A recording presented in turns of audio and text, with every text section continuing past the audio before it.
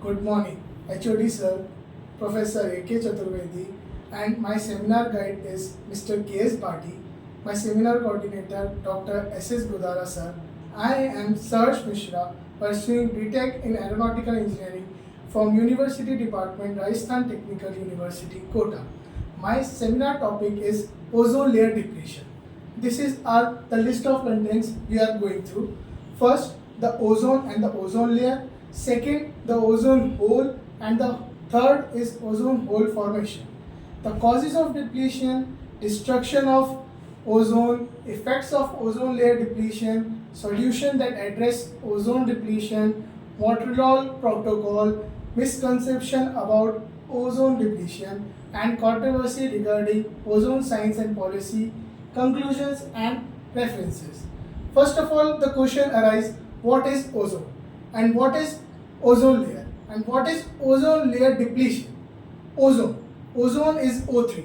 O3 was discovered by C.F. Scrubbin in 1839, and it has 3 atoms instead of 2 in a common form of oxygen. It is an irritable and pale blue that is explosive and toxic, even at a low concentration. It occurs naturally in small amount of earth radiation. Under a certain condition, photochemical reaction between nitro oxides and hydrocarbons in the low atmosphere in ozone concentration high enough to cause irritation on eyes and muscular membranes. Now, what question arises? Ozone layer. Ozone layer is not really a layer, but it becomes known as such because most of our ozone particles are scattered between 19 to 13 kilometers or 12 to 30 miles up to Earth's atmosphere. This region is called stratosphere. The concentration of ozone in the ozone layer is usually under 10 parts ozone per million. Without the ozone layer, a lot of UV radiation from the sun would not stop reaching to the Earth's surface, causing untold damage to the living species. In 1970, scientists discovered the chlorofluorocarbons CFCs could destroy ozone in the stratosphere. Ozone hole. The term ozone hole has used too loosely in the past and still today. Often it is used to describe any episode of ozone depletion, no matter how minor. Unfortunately, this carelessness luggage trivializing the problem and the absence the important scientific distinction between massive oxygen ozone losses in polar region and small, but in a significant ozone losses are the other parts of the world. The technical term ozone hole should only be applied to recognize where the stratosphere ozone depletion is served. The level falls between 200 Dobson unit (DU), the traditional measure of stratospheric ozone. The normal ozone concentration is around 300 to 350 DU. Now I will tell about the ozone hole formation. The formation of ozone hole over Antarctica is a specific phenomena that occurs during a southern hemisphere in a spring of September to the November, when the conditions in an Antarctic stratosphere are favorable for rapid and surf ozone depletion. The mechanism behind the formation of ozone hole involves the combination of factors, including the presence of the polar static clouds (PSC), the releasing of ozone depleting substance, and the unique meteorological conditions of polar region. During the winter months, the air over the Antarctica constrains between extreme cold and the polar vortex from tapping the air inside. This results the unique meteorological condition in the polar statistics before isolating the rest of atmosphere, with a little exchange of air between the polar and mid latitude. Now I will talk about the causes of depletion. The main causes of depletions are ODS, ozone depleting substance. There are many ozone depleting substances, but first is 1,1-trichloroethene TCA. TCA is a versatile multipurpose solvent and has been used for large quantities in a variety of industry because of its solvent properties. Non-flammability under a normal condition use a relative low toxicity. However, it degrades the capability in a very high and solving with organic substance and exceptionals. It is possible to reclaim and recycle its content. Other properties including low viscosities and surface tension, high permeability, high vapor density. Second, the carbon tetrachloride CTC. Carbon tetrachloride is used mainly for reaction medium because of characteristics properties like inertness, solubilizations, resins materials and reaction product. It is a special purpose of solvent and intermediate by synthesis in industrial countries because of its high toxicity. The current main use of a carbon tetrachloride. Third, methyl bromide. Methyl bromide or a bromomethane is a colorless gas which forms odorless gas and has a chloroform-like smell at a high concentration. The gas can penetrate many substances including impermeable material such as concentrate, leather and rubber. Has a crystalline hydrate with ice water soluble is most organic solvent, stable, more flammable, corrosive to aluminium, magnesium and their alloys. Chlorofluorocarbons CFC. The term fluorocarbons is used for the group of alkenes which contain fluorine atoms, there are molecules. It is a complete halonated that is contain chlorine, fluorine and hydrogen. They are stable in stratosphere, then diffuse to stratosphere and decomposed by ultraviolet beta. CFC were introduced from the first time in the world as a safe refrigerant in 1930 by Thomas Midgley. Since the applications are steadily expanded, the various CFCs are currently used as ODPs, other including as CFC13, CFC11, CFC12, CFC13 and etc. with ozone liberating potential of 1. Fifth point is refrigeration. The ability to absorb heat without increasing the temperature in the basics of refrigerant. CFCRs proved to exceptional choice due to a characteristics property. R11 has been used for refrigeration capacity in range of 1000 to 3000 US tons.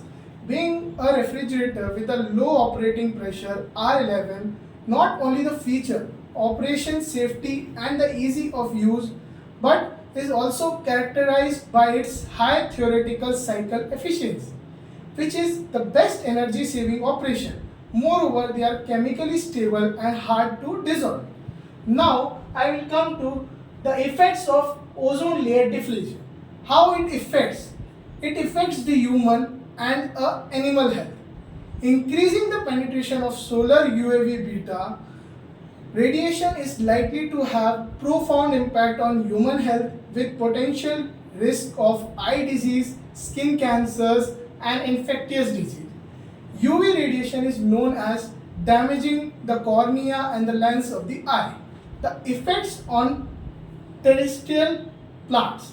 It is known as the fact, the physical logics and it is known as the fact that is psychological and development process of plant are affected by UVB radiations. Scientists believe that increasing in UV levels, the necessity using more UV tolerated cultivar and breeding now tolerate ones in agriculture. In forest and grassland, increased UV radiation is likely to result in change of species composition, mutation. Thus, the alteration biodiversity is a different ecosystem. Now, the effects on aquatic ecosystem.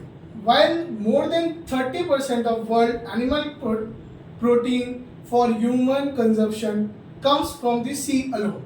It is a fear that increased level of UV exposure has adverse impact on productivity of aquatic system.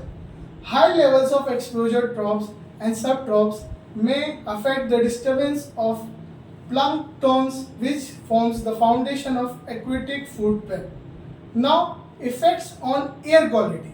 The reduction of stratosphere ozone and increase the penetration of UVB radiation result a high photodissolution rates of key traces gas through the chemical reactivity of troposphere.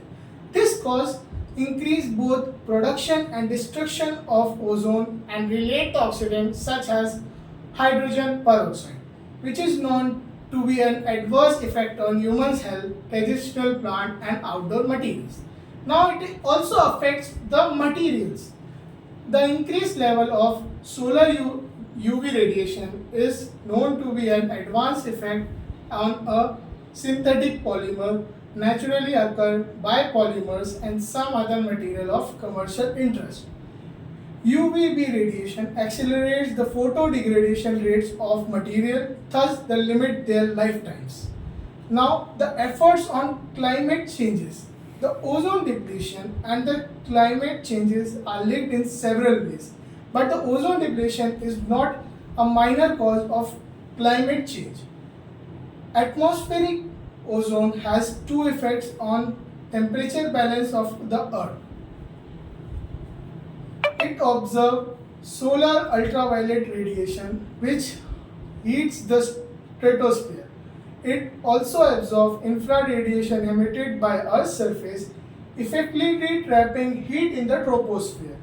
The effects on UV radiation. The depletion of ozone layer leads to an average of to increase the ground level ultraviolet radiation because the ozone is affecting observer of ultraviolet radiations. The sun emits the radiation over the wide range of energy with 2% of the form of high energy UV radiation. Some of UV radiation is especially effectively in cause of damage to living beings. The largest decrease in ozone during the past 15 years observed over Antarctica. Solution that address the ozone layer depletion. The solutions are many, but I concluded in a short form. First, don't use the air condition of use.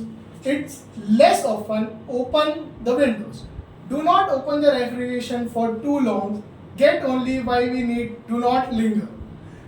Refrain from using aerosol cans. You can use paper towels to wipe it off the dust. Fire extinguishers are essential, but it prevents using it. You can try to prevent fire by occurring. Don't use hairsprays. And now I will talk about the misconception on ozone layer. There are many misconceptions. First, the ozone depletion is not caused by carbon dioxide emission. While carbon dioxide emissions are a major contributor to global warming, they do not directly cause the ozone depletion. The ozone depletion is primarily caused by the release of ozone depleting substance ODS, such as chlorofluorocarbons and halogens. Second, the hole in the ozone layer is not located over the North Pole. The ozone hole is located over the South Pole, although it can also extend to other regions of globe during a certain time of year. This misconception may stem from confusion with Arctic ozone depletion, which occurs over the Arctic region but less serves than the Arctic ozone hole. Third, the ozone hole is not getting bigger every year, while the ozone hole is fluctuating in the size over the years. It's generally being decreased in the size in the adoption of Montreal Protocol in 1987. This international agreement leads to a phase out of most of ODS and has successful in reducing the depletion of ozone layer. Ozone depletion is not a solved problem. While a Montreal Protocol has been successfully reduced the production and the consumption of ODS, there are still some countries and industries that continue to use the harmful chemicals. In addition, some alternative chemicals used to replace ODS, such as hydrofluorocarbons, to have high global warming potentials and contribute to climate change. The ozone hole does not pose an immediate threat to human health. While thinking of the ozone layer can increase the amount of UV radiation that reaches the Earth's surface, the level of UV radiations are still within safe limit of most of the people. However, increased UV radiation can a harmful effect on environment such as reducing crop yields and harming marine ecosystems. Some of there are controversies on ozone science and their policies. First, scientific uncertainty. In the early days of ozone depleting research, there was some uncertainty about extent and the cause of problem. Some of the scientists argued that natural variability rather than human activity was responsible for observed thinning for a ozone layer. However, as more research was conducted, it became clear that human activity, particularly release of ozone depleting substance, were the primary cause of problem. Second, economic impact. The phase out of ozone depleting substance had a significant impact on some industries, particularly those that are using refrigeration and air conditioning. Some critics on ozone policy argue that the cost of implementing Montreal Protocol and agreement has been too high and that our economic impact on affecting industry has been served. Third, trade issues. Some countries have argued that the phase out of ozone depleting substance unfair disadvantage in a global trade. For example, some developing countries are argued that they should not allow the country using ODS for a long period of time since they do not contribute and much of the problem of wealthier nations. Fourth, the alternative chemicals. The phase out of ODS lead to a development and the use of alternative chemicals such as hydrofluorocarbons. However, the hydrofluorocarbons are also a potent greenhouse gas. Some of the scientists and policymakers are argued that they should be phased out in order of address climate. Fifth is enforcement. Some critics argue that Montreal Protocol and other ozone agreement has been difficult to enforce and that some countries continues to use ODS despite international arguments. This has led to concern about effectiveness of agreements and long-term visibility of ozone layer. Now I will conclude my topic by saying that under the auspices of United Nations Environment Programme UNEP, the government of the world includes the United States as cooperative take action to stop ozone layer depletion with the Montreal Protocol on the substance that deplete the ozone layer, signed in 1987. Scientists are concerned that continued global warming will accelerate ozone destruction and increase stratospheric ozone depletion. Ozone depletion gets worse when the stratosphere becomes colder. Because global warming traps heat in a troposphere, less heat reaches the stratosphere, which will make it colder. Greenhouse gas act like a blanket for a troposphere and make the stratosphere colder. In other words, the global warming can make ozone depletion much worse right when it is supposed to begin a recovery during the next century. Hey, I have some good news for you. In every 50 years, the ozone layer is repaired itself. Thank you. And my references are this.